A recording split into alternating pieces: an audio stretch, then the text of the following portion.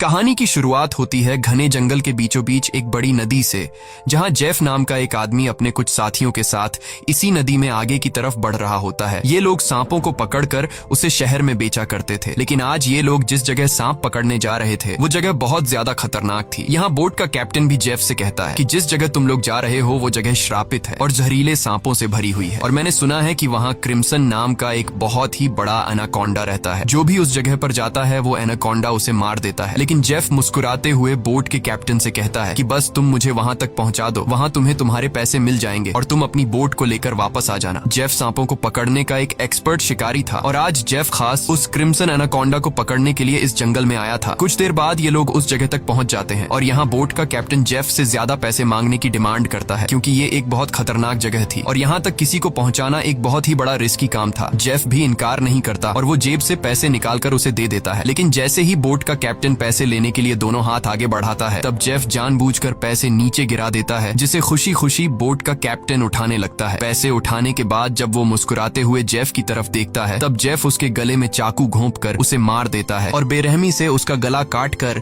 नदी के पानी में उसका सिर फेंक देता है। ये सब कुछ नदी के किनारे खड़े जेफ के साथी भी देख रहे थे। जेफ को ऐसा करते देखकर वो दोनों बहुत ज्यादा डर जाते हैं। इसके बाद जेफ अपने दो साथियों के पास आता है और उनसे कहता है कि अगर तुम दोनों ने भी मुझे धोखा देने की कोशिश की तो तुम्हारा भी यही हाल होगा। इसके बाद ये तीनों जंगल में आगे बढ़ते हुए एक जगह पर पहुंचते हैं, जहां उन्हें सांपों की एक बड़ी मूर्ति दिखाई देती है और ये देखते हुए जेफ कहता है तो आखिर क्रिम्सन एनाकोंडा की कहानी सच थी। दूसरी तरफ जेफ के साथियों को बहुत सारे सांप मिल जाते हैं, जिन्हें देखकर वो भी बहुत ज्यादा खुश हो जाते हैं। इसके बाद ये दोनों जल्दी से सभी सांपों को पकड़कर बैग में बंद करने लगते हैं, जबकि जेफ इन छोटे सांपों पर ध्यान नहीं देता और वो इस जंगल के सबसे बड़े सांप, जिसका नाम क्रिम्सन एनाकोंडा है, उसे ढूंढने लगता है। अब इन दो साथियों ने जो सांप कपड़ों के बैग में भर दिए थे, उन सांपों को अकेले एक साथी बोट तक लेकर आता है। वो देखता है कि जेफ ने जिस आदमी का गला काटकर पानी में फेंक दिया था, उसकी सर कटी लाश कुछ दूरी पर पानी में खड़ी है। ये देखकर उसे अपनी आंखों पर यकीन नहीं आया। तभी वो लाश अचानक पानी में डूब गई और तैरते हुए एक बड़ी सी चीज तेजी से उसकी तरफ बढ़ने लगी। वो आदमी डर के मारे तेजी से जंगल की तरफ भागने लगता है, लेकिन तभी बिजली की रफ्तार से एक बहुत ही बड़ा एनाकोंडा उसे जकड़ लेता है। वो एनाकोंडा उस आदमी की बॉडी पर लिपटकर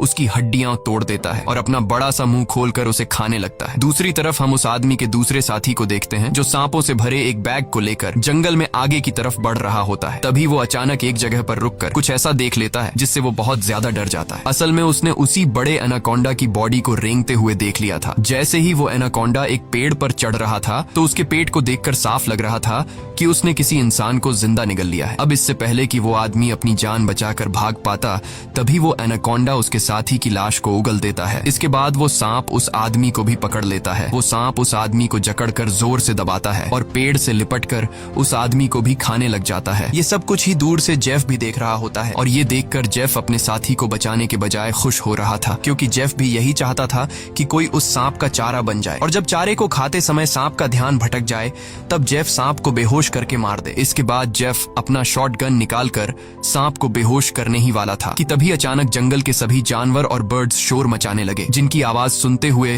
वो एनाकोंडा अपने शिकार को ऐसे ही छोड़कर चला जाता है। आखिर कुछ तो ऐसा था जिससे जंगल के सभी जानवर डर रहे थे। अब यहाँ सीन कट होता है और हमें एक सर्कस शो दिखाया जाता है। ये सर्कस अब बंद होने के कगार पर था। कोई भी इस सर्कस को देखने का इंटरेस्ट नहीं रखता था। यहाँ सर्कस के मालिक के पास बिली यांग नाम का एक लड़का आता है, जो सर्कस के मालिक को पैसों से भरा हुआ एक सूटकेस देकर सर्कस में काम करने वाले सभी लोगों को खरीद लेता है, क्योंकि उसने थाईलैंड जाकर एक नया सर्कस खोलने का प्लान बनाया हुआ था। सर्कस के लोग बिली यांग के पास इतने सारे पैसे देखकर परेशान हो जाते हैं, क्योंकि आज से कुछ साल पहले बिली यांग बहुत गरीब हुआ करता था। वो भी इन लोगों के साथ मिलकर सर्कस में काम किया करता था, लेकिन पता नहीं कि बिली यांग अब कौन सा ऐसा काम करने लगा जिससे वो रातों रात इतना अमीर हो गया। अगली सुबह बिली यांग बोट के जरिए सभी लोगों को थाईलैंड ले जाने का प्लान बनाता है। अब क्योंकि बिली यांग ने इन सभी लोगों को खरीद लिया था, इसलिए ये सभी उसकी बात मानकर बोट में बैठ जाते हैं और बोट का कैप्टन बोट को चलाने लगता है। रास्ते में बिली यांग बाथरूम में छिपकर किसी को कॉल करता है और कॉल पर वो सामने वाले से कहता है कि डिलीवरी तैयार है, जल्द ही मैं इन लोगों को लेकर तुम्हारे पास पहुंच जाऊंगा। बिली यांग की इन बातों से हमें पता चलता है कि वह बोट पर मौजूद लोगों के साथ कुछ गलत करने वाला है। कुछ दूर आगे जाने के बाद ये लोग देखते हैं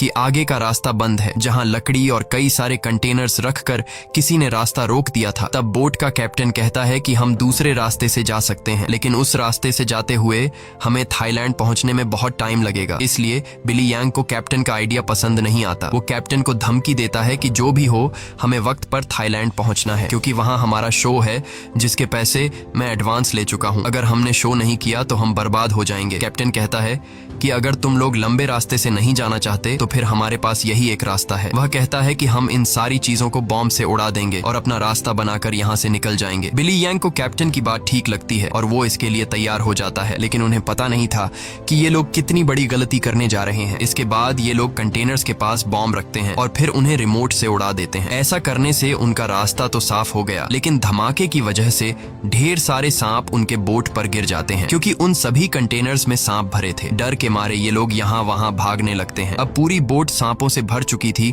और ये सांप बोट पर मौजूद लोगों को डसने लगते हैं। यहाँ लेनी नाम की एक लड़की समझदारी से काम लेते हुए पाइप के जरिए प्रेशर से पानी खोल देती है और अपने आसपास जितने भी सांप होते हैं सबको बोट से नीचे पानी में गिरा देती है। बिली यांग डर के मारे बोट के बाथरूम में छिप जाता है, लेकिन तभी अचानक बाथरूम की छत टूट जाती है और बहुत सारे सांप बिली यांग के ऊपर गिर जाते हैं। उनसे बचने के लिए वह नदी में कूद जाता है और तैरते हुए किनारे तक पहुंचता है, लेकिन वहां पर भी एक किंग कोबरा उसके सामने आ जाता है। अब इससे पहले कि वो किंग कोबरा बिली को काट पाता, तभी कोई आदमी सांप पर पैर रखकर उसे कुचल देता है और बिली यांग की जान बचा लेता है। यह इंसान कोई और नहीं बल्कि जेफ था। अब जेफ ने बिली की जान बचाई थी, इसलिए बिली उसे अपने बोट पर ले आता है। जेफ यहाँ सभी से झूठ कहता है कि मैं एक वाइल्ड एक्सप्लोरर हूँ और एक एक्सीडेंट की वजह से यहाँ जंगल में फंस गया हूँ। तभी सर्कस के एक आदमी जिसका नाम जियाओ है, उसके कान में तेज दर्द होने लगता है। दर्द इतना ज्यादा था कि वह नीचे गिर जाता है। जब जेफ उसके कान में गौर से देखता है तो उसे पता चल जाता है कि जियाओ के कान में तकलीफ क्यों हो रही है। इसके बाद जेफ अपनी उंगली पर एक कट लगाकर उसे जियाओ के कान के पास ले जाता है और तभी जियाओ के कान से एक पतला जहरीला सांप निकलकर जेफ की उंगली को काट देता है, लेकिन सांप के काटने के बावजूद जेफ को कुछ नहीं होता और वह उस पतले सांप को पानी में फेंक देता है। ये देखकर लेनी बहुत हैरान हो जाती है और सोचने लगती है कि आखिर सांप के काटने के बाद भी जेफ पर जहर का असर क्यों नहीं हुआ। लेनी भी सांपों के बारे में जानकारी रखती थी। वह जानती थी कि एक सांप के जहर से इम्यून होने के लिए इंसान को बहुत सारा सांप का जहर अपने शरीर में डालना पड़ता है, तब जाकर उस इंसान पर सांप के जहर का असर नहीं होता। ये सारी चीज वह बिली यांग को भी बताती है और कहती है, मुझे जेफ ठीक नहीं लग रहा। तुमने भी देखा कि सांप ने उसे उंगली पर काटा, लेकिन जेफ को कुछ नहीं हुआ। लेकिन बिली यांग लेनी की बातों पर ध्यान नहीं देता और कहता है कि हमें जेफ का शुक्रिया अदा करना चाहिए, क्योंकि उसने मेरी और हमारे एक साथी की जान बचाई है। दूसरी तरफ जेफ इस बोट के कैप्टन से मिलता है। जेफ बोट के कैप्टन को ढेर सारे पैसे देकर एक नक्शा दिखाता है और बोट के कैप्टन से कहता है कि अगर तुमने मुझे नक्शे पर बताई गई जगह पर पहुंचाया तो मैं वहां पहुंचकर तुम्हें और भी ढेर सारे पैसे दूंगा। कैप्टन उस जगह का नाम सुनते ही बंदूक उठाकर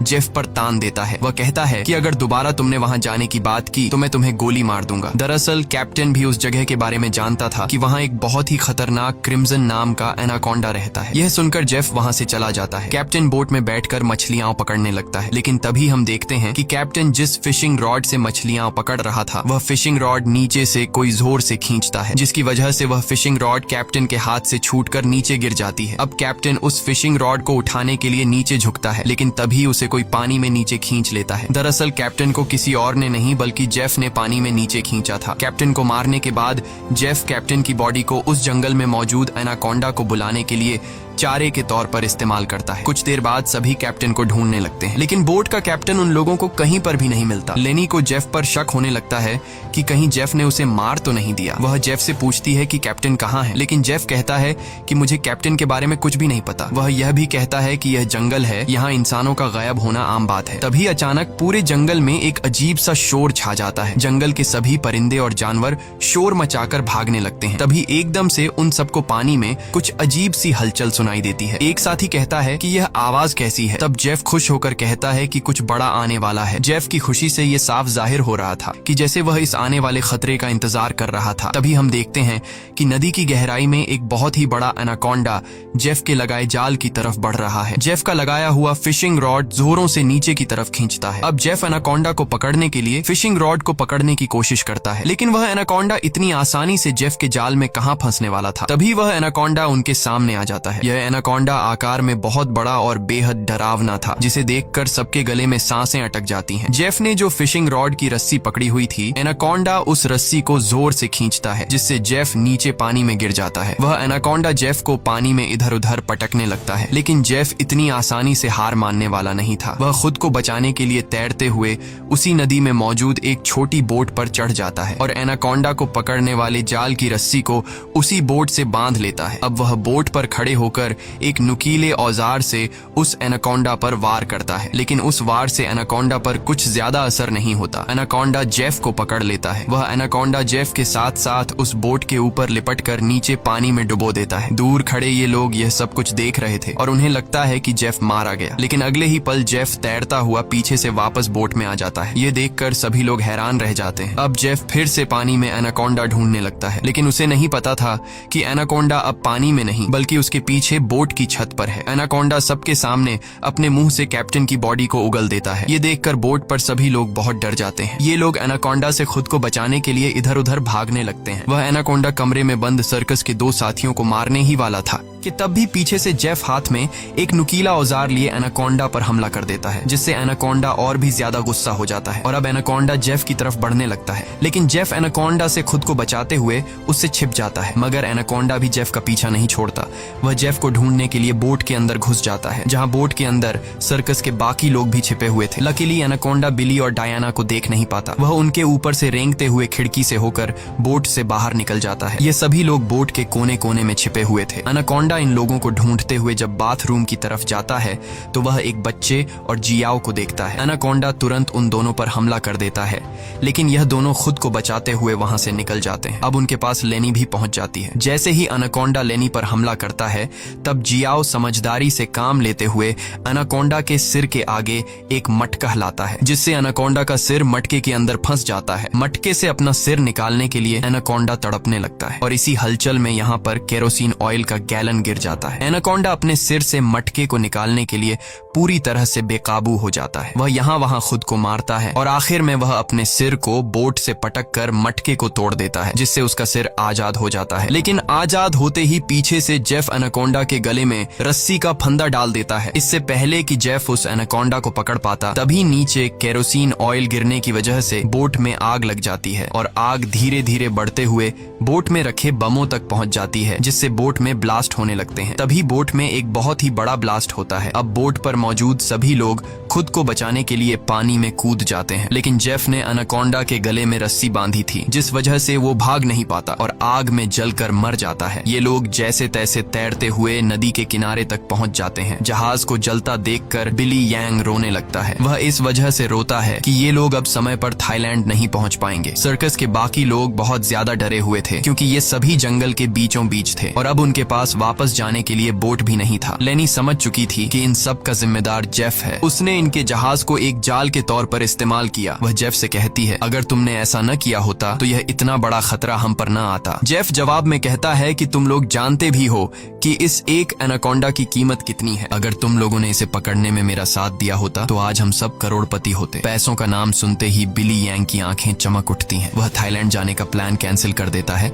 और दौड़कर जेफ के पास आता है और कहता है, मैं तुम्हारे साथ हूँ। बताओ इस एनाकोंडा को पकड़ने के लिए हम क्या कर सकते हैं और हमें पैसे कैसे मिलेंगे। उसके बाद जेफ एक मैप निकालता है और उन्हें दिखाते हुए कहता है, अगर तुम लोग मेरी मदद करोगे तो इस मैप के जरिए मैं तुम्हें 1-2 दिन के अंदर थाईलैंड पहुंचा दूंगा। अब यहाँ बिली यांग और टीम के बाकी लोग जेफ के बोट तक जाने के लिए मान जाते हैं, लेकिन लेनी को जेफ पर बिल्कुल भी भरोसा नहीं था, इसलिए वह वहां जाने से इनकार कर देती है। तभी सर्कस टीम की एक लड़की की तबीयत अचानक खराब होने लगती है। जब बिली यांग उसके कंधे को देखता है तो उन्हें पता चलता है कि उस लड़की को एक बहुत ही खतरनाक मकड़ी ने काटा है, जिसके जहर से वो मर भी सकती थी। ये देखकर जेफ वहाँ पर मौजूद सभी लोगों से कहता है, मेरे पास एक ऐसी दवाई है जिससे उस लड़की का इलाज हो सकता है, लेकिन वह दवाई मेरे बोट में रखी गई है। अगर तुम इसका इलाज करना चाहते हो तो तुम्हें मुझे मेरी बोट तक पहुंचाना होगा। अब न चाहते हुए भी लेनी जेफ के साथ चलने को तैयार हो जाती है। कई घंटों के सफर के बाद जब एक साथी नदी का पानी पीने लगता है तब जेफ उसे रोक देता है और जेफ सभी से कहता है, यहाँ का पानी कभी भी मत पियो। यहाँ के पानी में ऐसे कीड़े हैं जो पानी पीते समय इंसान के अंदर चले जाते हैं। इसके बाद वो कीड़े उस इंसान के अंदर ऐसी प्यास लगाते हैं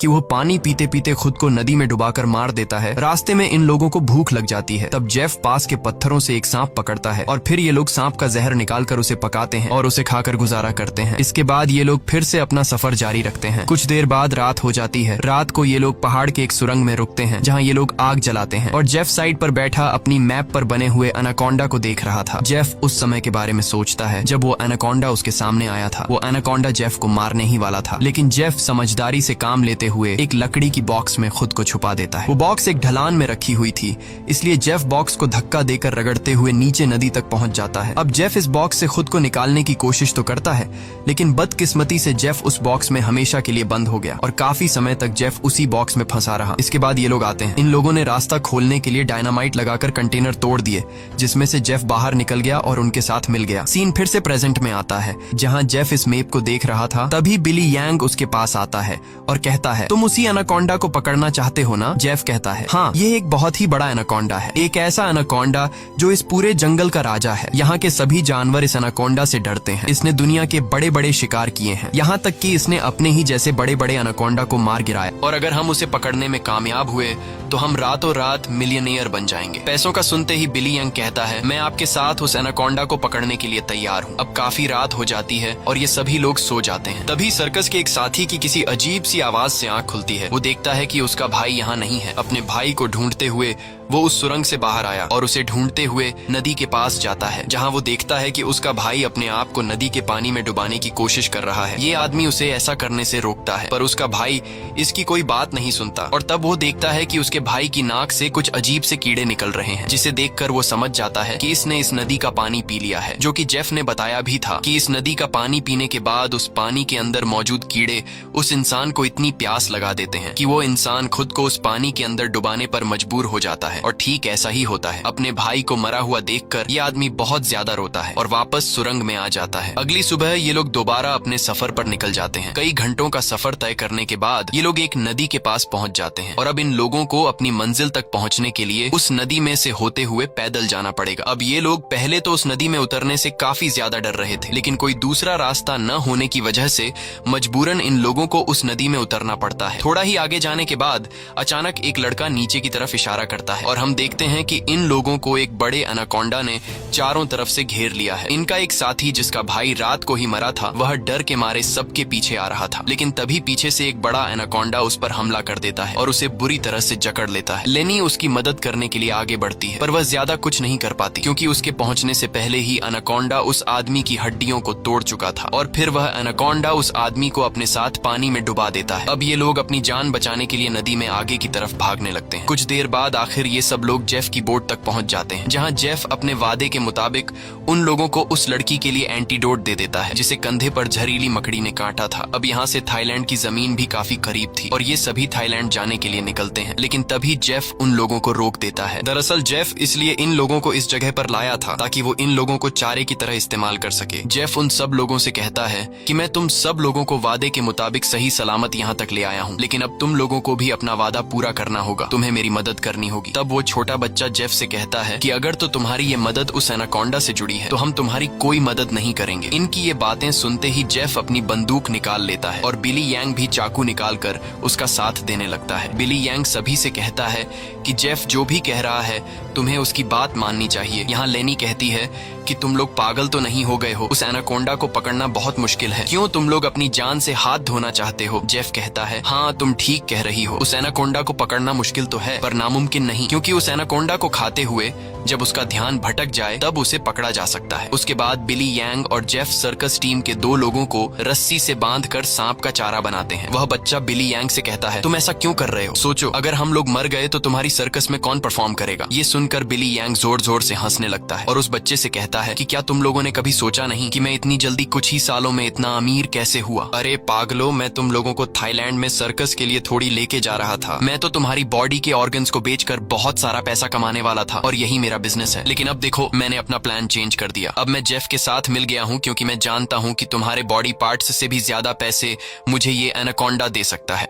दूसरी तरफ जेफ ने उन दो लड़कियों को भी बांध दिया था और अब वो एक लड़की से बदतमीजी करने लगा था। अब यहाँ वो लड़की समझदारी से काम लेते हुए ऐसा दिखाती है कि वो जेफ का साथ देना चाहती है। जेफ उसकी चाल को समझ नहीं पाता। वो लड़की जेफ के करीब आकर जेफ के बालों में हाथ मारने लगती है और मौका मिलते ही वो लड़की जेफ की पॉकेट से गन निकालकर जेफ पर तान देती है। अब वो लड़की जैसे ही जेफ को शूट करती है तो बंदूक से गोली नहीं चलती क्योंकि उसको बंदूक का लॉक खोलना नहीं आ रहा था। अब जेफ गुस्से में आकर उससे बंदूक छीन लेता है और उसी लड़की पर तान कर उसे मारने ही वाला होता है कि तब तक लेनी ने भी खुद को आजाद कर लिया था और वो एक शीशे के नुकीले टुकड़े से जेफ के पेट पर वार करती है। अब जेफ लेनी को धक्का देकर पीछे धकेल देता है, लेकिन तब वो दूसरी लड़की भी जेफ पर हमला कर देती है और पीछे से लेनी भी जेफ से बंदूक छीनने की कोशिश करती है। इसी हाथापाई में गोली चलने की आवाज आती है, लेकिन पता नहीं चल पाता कि ये गोली किसको लगी। दूसरी तरफ हम उन दो लोगों को देखते हैं जिन्हें बिली यांग ने एनाकोंडा के लिए चारा बनाया था। वो दोनों बेचारे डर के मारे तड़प रहे होते हैं। कुछ देर बाद एक बड़ा सा एनाकोंडा उन दोनों को खाने के लिए धीरे धीरे उनकी तरफ बढ़ने लगता है, जबकि दूर खड़ा बिली यांग मजे से ये सारा नजारा देख रहा था। बिली यांग इंतजार में था कि कब वो एनाकोंडा उन पर हमला करेगा और मैं रस्सी को खींचकर उस एनाकोंडा को पकड़ लूंगा। लेकिन वो ये नहीं जानता था कि जहां पर वो खड़ा है ठीक उसके ऊपर से एक दूसरा एनाकोंडा उस पर हमला करने के लिए आगे बढ़ रहा है। अब इससे पहले कि बिली यांग उस एनाकोंडा को देख पाता, वो एनाकोंडा उसके काफी करीब पहुंच जाता है और वो एनाकोंडा बिली यांग पर हमला करके उसे अपने साथ उठाकर ले जाता है और तब बिली यांग के हाथ से रस्सी छूट जाती है, जिससे एनाकोंडा का चारा बने हुए दो लोगों को जाल कवर कर लेता है, जिससे उनकी जान बच जाती है। दूसरी तरफ जेफ उस लड़की को मारने की कोशिश करता है, लेकिन लेनी पीछे से आकर जेफ को एक बड़ी लकड़ी से सिर पर मारकर बेहोश कर देती है। जेफ के बेहोश होते ही ये दोनों भागते हुए अपने दो साथियों के पास पहुंच जाती हैं और उन्हें जाल से आजाद कर लेती हैं। लेकिन बदकिस्मती से जेफ को होश आ गया था और वो उनकी तरफ बढ़ने लगा, लेकिन तभी एक बड़ा सा एनाकोंडा आकर जेफ को ले जाता है। ये लोग अब जल्दी से यहाँ से निकलने की तैयारी करते हैं, लेकिन उनकी एक साथी चलने के लायक नहीं थी क्योंकि जेफ और उन लड़कियों के बीच हाथापाई के दौरान जो गोली चली थी वो गोली उस लड़की को लगी थी। कुछ देर बाद वो लड़की उनकी नजरों के सामने दम तोड़ देती है। अब बचे हुए तीन लोग अपनी जान बचाने के लिए जेफ की बोट में बैठकर नदी से होते हुए यहाँ से निकलने लगते हैं, लेकिन तभी पीछे से जियाओ को कोई चीज लगती है। जब वो कंधे से उस चीज को उतार कर देखता है तो उसे पता चलता है कि ये एक बेहोशी वाला इंजेक्शन है। कुछ ही सेकंड बाद जियाओ बेहोश हो जाता है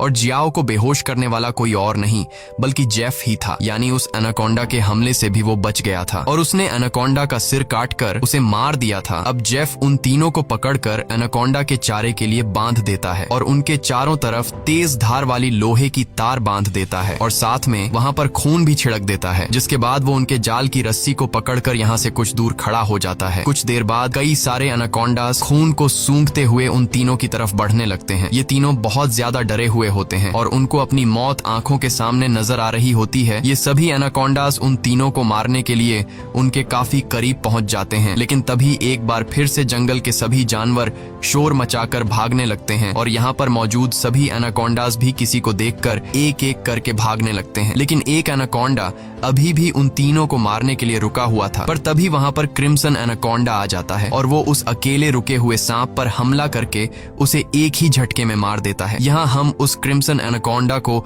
अच्छी तरह से देख पाते हैं, जो साइज में बहुत ही ज्यादा बड़ा और खतरनाक था, जिसे देखकर ये तीनों बहुत ज्यादा डर जाते हैं। लेकिन दूर खड़ा जेफ क्रिम्सन एनाकोंडा को देखकर बहुत खुश होता है। वो एनाकोंडा उन तीनों से लिपटकर अपना बड़ा सा मुंह खोलकर उन तीनों को खाने ही वाला था कि तभी जेफ जाल की रस्सी छोड़ देता है, जिसमें वो एनाकोंडा फंस जाता है। ये एनाकोंडा अपने आप को छुड़ाने के लिए तड़पने लगता है। वो काफी जोर लगाकर खुद को आजाद करने की कोशिश करता है, लेकिन जब वो आजाद नहीं हो पाता तब वो अपने तेज नुकीले दांतों से जाल की रस्सी काटकर खुद को आजाद कर लेता है। लेकिन अभी भी जाल की रस्सी उसके बॉडी में फंसी हुई थी, इसलिए जेफ रस्सी को मजबूती से पकड़कर उसे पकड़ने की कोशिश करता है, पर जेफ एनाकोंडा की ताकत का मुकाबला कहाँ कर सकता था। जेफ उसे पकड़ने की कोशिश में दो पेड़ों के बीच फंस जाता है और अब वो उन पेड़ों से बाहर निकल नहीं पाता और मौके का फायदा उठाते हुए वो क्रिम्सन एनाकोंडा जेफ की तरफ बढ़ने लगता है और जेफ को पकड़कर बुरी तरह से जकड़ने लगता है। ये तीन लोग भी अपनी आंखों से ये सारा नजारा देख रहे थे और डर के मारे जल्दी जल्दी से खुद को छुड़ाने की कोशिश करते हैं, क्योंकि उन्हें पता था कि जेफ के बाद उनकी बारी है। ये लोग खुद को छुड़ाने का हर मुमकिन तरीका अपनाते हैं, लेकिन ये लोग उस जाल से निकल नहीं पाते। तभी वो छोटा लड़का अपने आप को बचाने के लिए अपने दांतों से जाल की रस्सी काटने में लग जाता है और काफी कोशिश के बाद वो रस्सी का कुछ हिस्सा काट लेता है। अब थोड़ी ही रस्सी बची थी, इसलिए वो अपने दांतों की पूरी ताकत लगाकर रस्सी को काटने लगता है, जिससे उसके दांतों से खून आने लगता है। यहाँ क्रिम्सन एनाकोंडा जेफ को बुरी तरह से जकड़ लेता है और वो जेफ को दबाकर उसकी हड्डियां तोड़ने लगता है, जिसके बाद वो क्रिम्सन एनाकोंडा जेफ को भी जिंदा निगल लेता है। दूसरी तरफ वो बच्चा अपने दांतों से रस्सी तोड़ने में कामयाब हो जाता है और वो उन दोनों को भी आजाद कर लेता है और ये लोग नदी की तरफ भागने लगते हैं। लेकिन जेफ को मारने के बाद अब वो क्रिम्सन एनाकोंडा उनके पीछे पड़ जाता है। ये दोनों एक पेड़ के पीछे छिप जाते हैं, जबकि वो बच्चा एक लकड़ी के बॉक्स के अंदर खुद को छिपा लेता है। पर एनाकोंडा उसे देख लेता है और अब वो एनाकोंडा धीरे धीरे उस बच्चे की तरफ बढ़ने लगता है। बच्चा पूरा जोर लगाकर उस कंटेनर से बाहर निकलने की कोशिश करता है, लेकिन उस कंटेनर के दूसरी तरफ का दरवाजा बंद था। वो बच्चा चिल्लाकर उन दोनों से मदद के लिए पुकारता है और वो एनाकोंडा भी अब बच्चे के काफी करीब आ चुका था। अब इससे पहले कि एनाकोंडा उस बच्चे को मार पाता, तभी बाहर से जियाओ कंटेनर का दरवाजा तोड़कर उस बच्चे को बचा लेता है। अब ये तीनों फिर से अपनी जान बचाने के लिए एनाकोंडा से भागने लगते हैं, लेकिन ये पूरा जंगल उसी एनाकोंडा का था। इस जंगल में होते हुए ये लोग उससे बचकर नहीं जा सकते थे, इसलिए ये लोग एक पेड़ के पीछे छिप जाते हैं। पर तभी कुछ दूरी पर वो एनाकोंडा उन्हें देख लेता है। उन्हें देखते ही वो एनाकोंडा तेजी से उनकी तरफ आने लगता है। ये लोग खड़े होकर अपनी मौत का इंतजार करने लगते हैं, क्योंकि ये लोग जान चुके थे कि अब उनकी जान नहीं बच पाएगी। पर जैसे ही वो एनाकोंडा अपना बड़ा मुंह खोलकर उन पर हमला करता है, तभी एक मजबूत लोहे की नुकीली तार से उसका सिर बीच से कट जाता है। ये नुकीली तार असल में जेफ ने बिछाई थी, जिससे क्रिम्सन एनाकोंडा का खात्मा हो जाता है। ये लोग यकीन नहीं करते कि उनकी जान बच गई और ये लोग काफी देर तक उसकी बॉडी को देखते रहते हैं और फाइनली ये लोग जल्दी से उस जंगल को छोड़कर यहाँ से निकल जाते हैं। इसी के साथ ये कहानी खत्म हो जाती है। अगर आपको ये वीडियो अच्छी लगी हो तो हमारे चैनल को सब्सक्राइब और वीडियो को लाइक जरूर कीजिएगा।